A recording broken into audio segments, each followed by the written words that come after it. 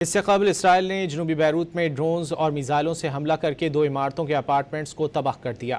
اسرائیلی فوجی حکام کے مطابق جنوبی بیروت میں حزب اللہ کے عسکری ڈھانچے کو نشانہ بنایا گیا۔ حملے میں ابھی تک کسی جانی نقصان کی اطلاع نہیں ملی۔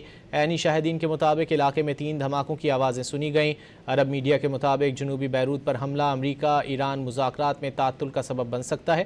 صدر ٹرمپ نے ایک ہفتہ قبل بیروت پر حملہ ناقابل قبول قرار دیتے ہوئے اسرائیلی پیش قدمی رکوا دی تھی۔ 2 مارچ سے جاری اسرائیلی حملوں میں شہداء کی تعداد 3613 ہو گئی، 11072 افراد زخمی ہوئے۔ اس سے قبل اسرائیل نے جنوبی بیروت میں ڈرونز اور میزائلوں سے حملہ کر کے 2 عمارتوں کے اپارٹمنٹس کو تباہ کر دیا۔ اسرائیلی فوجی حکام کے مطابق جنوبی بیروت میں حزب اللہ کے عسکری ڈھانچے کو نشانہ بنایا گیا۔ حملے میں ابھی تک کسی جانی نقصان کی اطلاع نہیں ملی۔ عینی شاہدین کے مطابق علاقے میں 3 دھماکوں کی آوازیں سنی گئیں۔ عرب میڈیا کے مطابق جنوبی بیروت پر حملہ امریکہ ایران مذاکرات میں تعطل کا سبب بن سکتا ہے۔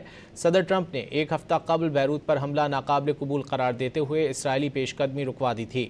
2 مارچ سے جاری اسرائیلی حملوں میں شہداء کی تعداد 3613 ہو گئی، 11072 افراد زخمی ہوئے۔